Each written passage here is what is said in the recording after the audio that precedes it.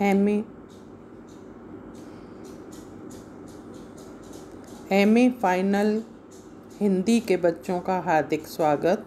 बच्चों, मैं अलका जैन, राजकीय महाविद्यालय किशनगढ़ से। बच्चों, हम गोदान का विश्लेषण कर रहे हैं। गोदान में हमने दो बात की चर्चा की, कृषक जीवन की, शोषक शोषित वर्ग की और पूंजीवाद व्यवस्था की। आज हम गोदान में चर्चित आदर्श की बात करेंगे कि गोदान में जो सेवा का आदर्श है वो किस रूप में प्रस्तुत हुआ है। प्रेमचंद जी ने गोदान में सेवा का आदर्श प्रस्तुत करते हुए जो विचार उपस्थित किए हैं वे लोक कल्याण की दृष्टि से अत्यंत उपयोगी हैं। दौलत से आदमी को जो सम्मान मिलता है वह उसका सम्मान नहीं है, उसकी दौलत का सम्मान है। सच तो यह है कि दौलत व्यक्ति में अहंकार उत्पन्न करती है और उसके हृदय में सेवा, करुणा जैसी सद्वृत्तियाँ समाप्त कर देती है। प्रेमचंद जी ने गोदान के पात्रों के माध्यम से सेवा के महत्व को प्रतिपादित किया है। सेवा और परोपकार में मेहता जी का जो दृढ़ विश्वास है वह मालती भी उनकी प्रेरणा से और उनके स्वभाव से जो है प्रभावित होती है और उनको बदल देती है। अब इसमें आश्चर्यजनक जो है परिवर्तन भी आ जाता है। गरीबों को बिना फीस लिए दवा देती है, वह सेवा का आदर्श प्रस्तुत करती है। प्रेमचंद जी को सेवा का जो कर्मयोग कहा जाता है, कर्मयोगी कहा जाता है सेवा का, इसलिए वो अपने साहित्य में इन बातों की जरूर चर्चा करते हैं। मेहता जी के माध्यम से भी उन्होंने अपने ये विचार व्यक्त करते हुए कहा है कि प्रवृत्ति और निवृत्ति दोनों के बीच में जो सेवा मार्ग है, चाहे उसे कर्मयोगी कहो, वही जीवन को सार्थक कर सकता है, वही जीवन को ऊंचा और पवित्र बना सकता है। इस तरह वो अपनी बात जो है मेहता जी के माध्यम से प्रेमचंद जी कहते हैं। नारी को भी वो अपने व्यक्तिगत जीवन में सेवा धर्म अपनाने का सुझाव देते हुए कहते हैं कि सच्चा आनंद, सच्ची शांति केवल सेवा व्रत में है। वही अधिकार का स्रोत है, वही शक्ति का उद्गम है। सेवा ही वह सीमेंट है जो दंपति को जीवन पर्यंत स्नेह और साहचर्य से जोड़े रख सकती है। जिस पर बड़े बड़े आघातों का कोई असर नहीं होता। जहाँ सेवा का अभाव है वहीं विवाह का विच्छेद है, परित्याग है, अविश्वास है। इस तरह की बात कहकर प्रेमचंद जी जो है नारी स्वभाव की भी बात करते हैं। दाम्पत्य जीवन को जो है खुशबूनुमा बनाने की बात भी करते हैं।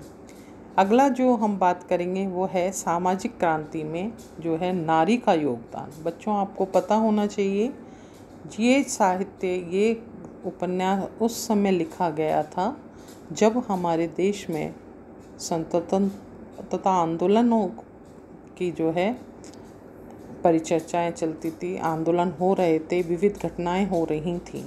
ऐसे में पुरुष वर्ग तो जो है बराबर योगदान दे ही रहे थे, लेकिन बहुत सी नारियां भी इस महाकुंड में कूद चुकी थीं।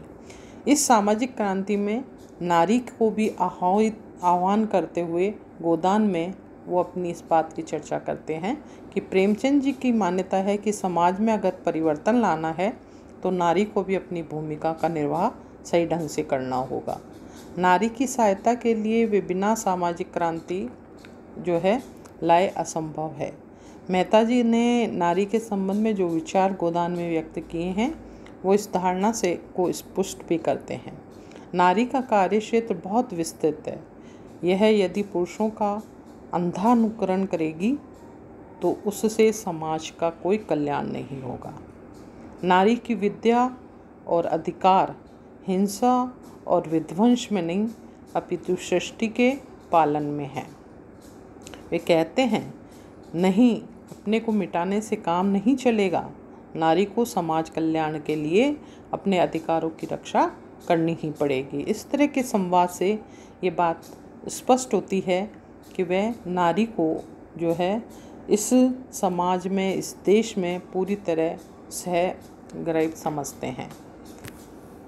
प्रेमचंद जी ने गोदान में जो धनिया के रूप में एक ऐसी नारी पात्र की परिकल्पना की है जो अपनी दृढ़ता, साहस और कर्मठता से समाज को हिला देती है। वह एक साथ सामाजिक रूढ़ियों से, अन्याय से और शोषण से जूझती है और अपने लोह व्यक्तित्व पर आंतरिक मृदुता के कारण गोदान की सर्वाधिक जीवंत नारी पात्र बन जाती है। नारी जब तक ऐसा रूप ग्रहण नहीं करेगी तब तक समाज में क्रांतिकारी परिवर्तन नहीं हो सकते। इस तरह के आह्वान के लिए गोदान जो है ये चित्रित करता है। अगला जो हम बात करेंगे वह है संगठित समाज की परिकल्पना। संगठित समाज की परिकल्पना के संदर्भ में प्रेमचंद जी का मत है कि शोषण का विरोध संगठित होकर ही किया जा सकता है। अपने सभी उपन्यासों में उन्होंने यह संदेश भी दिया है कि संगठित होकर संघर्ष करने से ही व्यक्ति और समाज की स्थिति बदलती है। दलित शोषित वर्ग अपने बीच में से ही अपना नेता पैदा करे और संगठित होकर अपने उद्धार का मार्ग भी प्रशस्त करे। प्रत्येक व्यक्ति को और प्रत्येक समाज को अपना संघर्ष स्वयं करना होता है। कुछ तुच्छ स्वार्थों के वशीभूत होकर कुछ लोग समाज की एकता को भंग करना चाहते हैं। इस प्रवृत्ति पर अंकुश लगाना होगा। संगठन में शक्ति है, अकेला इंसान कमज़ोर होता है, अतः मिलकर संघर्ष करने में विजय प्राप्त की जा सकती है। गोदान में भोला इसी बात पर बल देता हुआ होरी से कहता है कि हमारा शोषण इसलिए होता है क्योंकि हम में एका नहीं है, हम एक दूसरे से ईर्ष्या करते हैं। प्रेम और भाईचारे की भावना हम में से समाप्त हो गई है।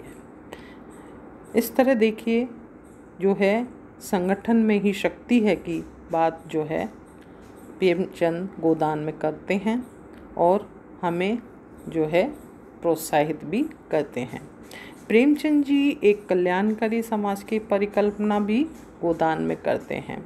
वे गांधीवादी राम राज्य को लाना चाहते हैं। वे एक ऐसा समाज बनाना चाहते हैं जिसमें न अन्याय हो, न अत्याचार, न आतंक हो, न अंधविश्वास। मालती एक ऐसे ही समाज की परिकल्पना करती हुई मेहता से कहती भी है कि संसार में अन्याय की, आतंक की, भय की दुआई मची हुई है। अंधविश्वास और स्वार्थ का प्रकोप छाया हुआ है। हम इन सबको समाप्त करने की ओर अग्रसर रहें। इसी कथन के माध्यम से प्रेमचंद बुद्धिजीवियों को जनता का उद्धार करने के लिए कर्म क्षेत्र में उतरने के लिए प्रेरित भी कर रहे हैं। बच्चों, इस प्रकार इन उपयुक्त विवेचन से हम कह सकते हैं कि गोदान में प्रेमचंद की दृष्टि अत्यंत व्यापक रही है। कृषक जीवन से जुड़ी हुई समस्याओं का निवारण करने के साथ साथ उन्हें समाज के उन सारी समस्याओं पर भी अपनी विहंगम दृष्टि डाली है जिसे निश्चित रूप से गोदान भारतीय ग्राम्य जीवन का दर्पण कहा जा सकता है। धन्यवाद बच्चों। आगे हम अन्य बिंदु पर चर्चा करेंगे। धन्यवाद।